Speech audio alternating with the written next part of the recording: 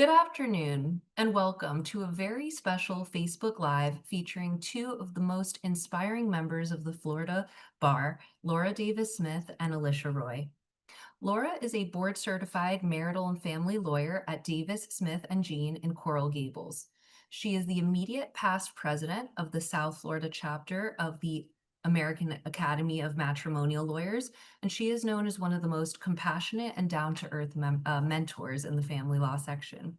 She was the inaugural recipient of the Melinda Gameau Award, awarded for her inspiration, kindness, and dedication to the section. Alicia Roy is a board certified marital and family lawyer at Sasser, Roy, and Sestero in West Palm Beach.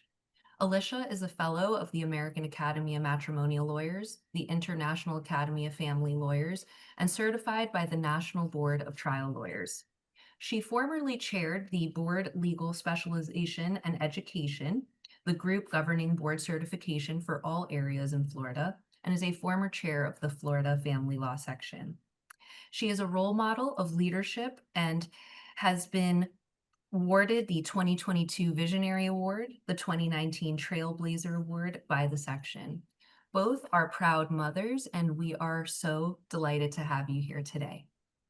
So, Alicia and Laura, why should lawyers attend this year's Trial Advocacy Program, and where is it? Well, I think they should attend because we'll both be there, and it's in That's a Miami. great reason. I really think it's important to attend because it's such a great opportunity to interact in a small setting with really amazing lawyers and professionals. Like Laura mentioned, there's two tracks, so you can choose a financial track or a child-related track, and you'll be working directly with experts, both in the accounting field and the psychology field, and lawyers in your workshop rooms. So it's really just a really great opportunity for small group work. And you get a trial credit for board certification, which is great whether you are attempting to get board certified or you already are board certified and need to recertify. So it counts as a trial credit. So I think that that's a really another great reason to attend. So, Laura, you mentioned scholarships are available. How could a lawyer obtain a scholarship to attend? That's a great question. So, if you look at the Florida Bar Family Law Section website, there is an application posted on the website, and the application needs to be completed and submitted no later than the end of business on Friday. There are, I believe, 7 available scholarships, and they first come, first serve. If you qualify, I encourage you take advantage. The Family Law section works very hard to provide these scholarships to allow people from all areas of practice, family law areas of practice. But if you're in legal aid or you're in a private firm, you're on your own, whatever your financial circumstances are, we want you to be able to participate. So I highly encourage, if you think that's something you qualify for, go to the section website and fill that application out and submit it as soon as you can. And what's really great about it, if you've never attended before, aren't familiar with what it is, you really do take a case from beginning to end, but with people there to help you do that. So you get a fact pattern that lets you know sort of what the case is about. You get evidence that you're going to have to deal with during the case. You get paired with someone, and then you're in a workshop room. It's a lecture-based format and then a workshop-based format. And in the workshop-based format, you actually work with your partner. You get detailed information from the expert, whether it be the psychologist or the forensic accountant that you get to work with. You get tips and feedback from workshop leaders. So each room is led by 2 board certified lawyers. So it really is just this really cool and great opportunity if you feel uncomfortable with trial skills to get sort of your foot in the door, or if you're an accomplished trial lawyer and just need a trial, or just want some feedback or some help and tidbits and topics on how to maybe do something a little different. It's a great opportunity. Yeah, and what's wonderful too is we have not only board certified lawyers, which is a wonderful, wonderful thing.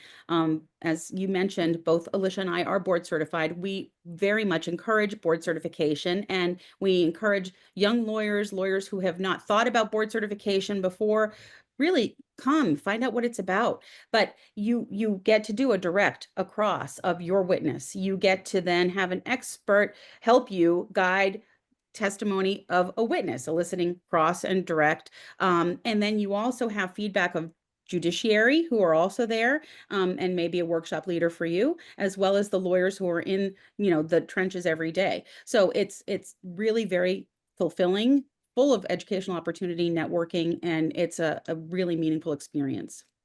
And Laura and I are uniquely qualified to tell you how amazing this is because she and I have been working on it for probably 20 years, give or take. It's an event that the section puts on every other year, and I think at least one of us has been involved basically every other year since the early 2000s. And my passion for it hasn't really changed, so I really do encourage people to go. Uh, I mean, it's one of my favorite things the section does. I just think it's such a really incredible opportunity. And the scholarships are pretty cool. There's 5 need-based scholarships and 2 diversity-based scholarships. So really just about anyone can qualify that is interested in going, that is worried that maybe they can't afford it or aren't going to be able to do it. And I'm not exactly sure. I think the scholarship covers registration and some contribution to room, correct? Yes, it does.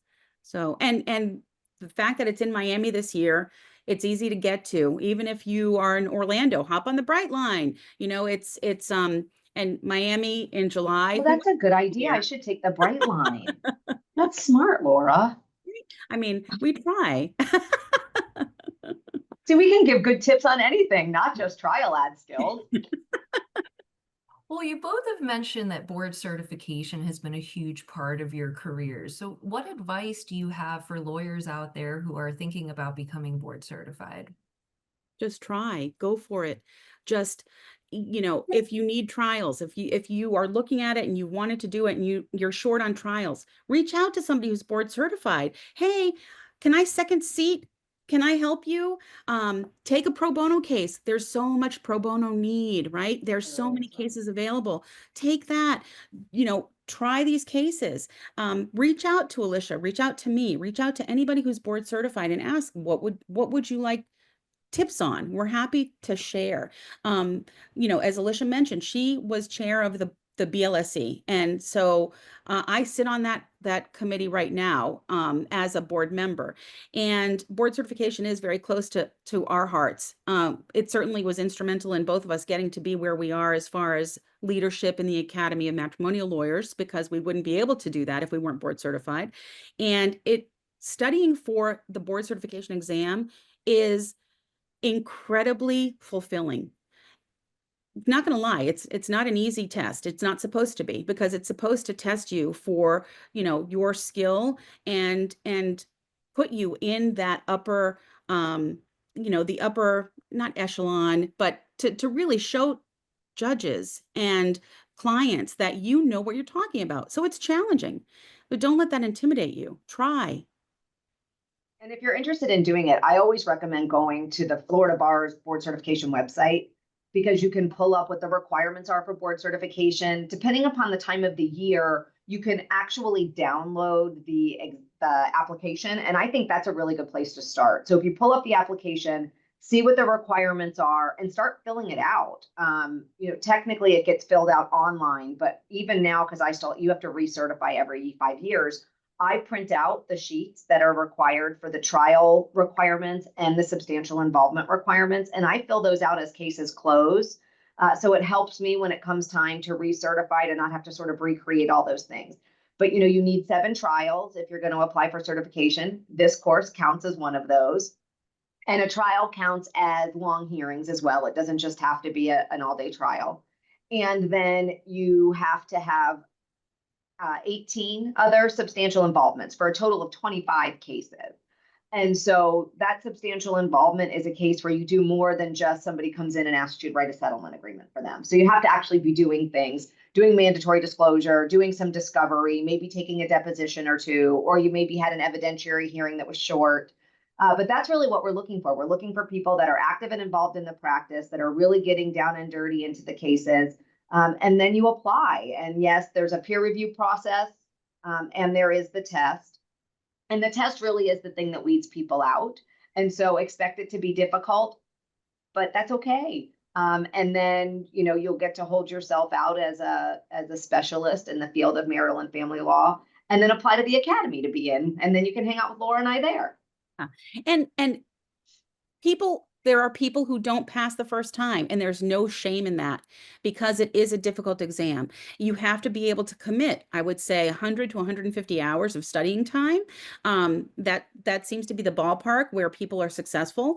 And Meet with your forensic accountant, know what you need to know about business valuation, the financials. You have to know as much as you can about the area. But when you're done studying, you will feel like you know so much. And that is a gift to give yourself, to the judges that you appear in front of, and to your clients.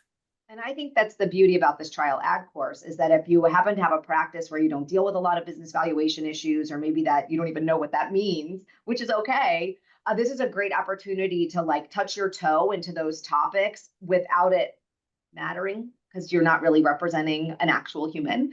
And so it's a really great place to learn, and 31.5 credits for CLE. So also as part of the certification process, you have to have a certain amount of CLE credits during the 5 years prior to your application. And so this is a great way to get additional CLE credits. I will tell you, I'm active across the country with CLE, and Florida is bar none has the best opportunities for people to get continuing education credits, especially those that count towards certification. And so quite a few of these credits also count towards certification. So, I mean, it's really like a win-win. There's really no reason not to go. So, Alicia and Laura, you both are community leaders, absolute powerhouses. Is there anything you'd like to share about your leadership journeys? Wow. I Funny, I just spoke on that. I was just at a seminar in Dallas called the National Family Law Conference that the American Academy puts on. And myself and two other speakers actually spoke on our leadership journey. That was one of the topics.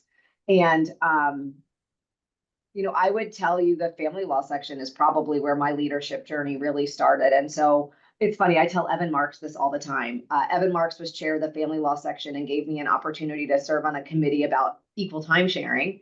And that really catapulted me in my leadership career. I just happened to be, I say, in the right place at the right time and a worker bee. So I got this amazing opportunity in legislation, and it just catapulted me. I became chair of the family law section. I got board certified.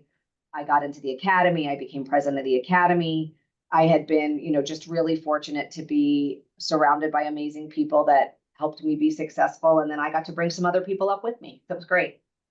Yeah. And that's the goal, right? So you mentioned that I was the recipient of the Melinda Gameau Award, and Melinda Gameau, for me, epitomized all the things that a woman lawyer leader should be, because Amen. she brought other people along. She was a woman of her word.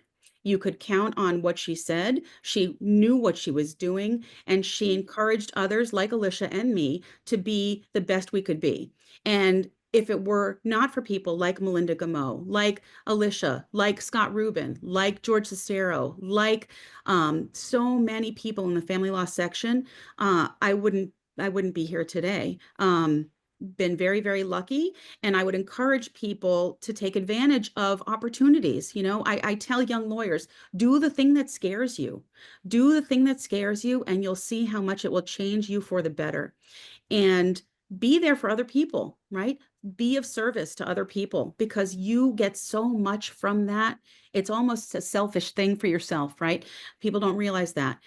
But you see somebody who needs some guidance, offer it gently, kindly. Be the person that you would like your dog to be. People say that, right? That your dog thinks you are. Just Well, and what's cool too about this program is because you're in this small group setting, you do really get this unusual opportunity for networking with like your group leader who is going to be either a judge or a lawyer or both. Well, obviously both, but a practicing lawyer and or judge. And so that's like a really neat opportunity to get to ask questions like one-on-one about some of these things if you're not sure about leadership or what your path is and what opportunities are out there. I followed a couple of different paths. Not everyone followed like what Laura and I are doing with more activity with the whole Florida bar, not just the family law section. And I think that's super important too. Figure out what you're passionate about and do it. Well, thank you both so much for your candor, your inspiration, your encouragement, and for being here today. thank you, Sure. Amber. Thanks for asking us. I'm always happy to try and bring other people with us. So it's a great opportunity to get to hope that we can hook somebody in. Amen. Thanks, ladies. Thank you all. Bye.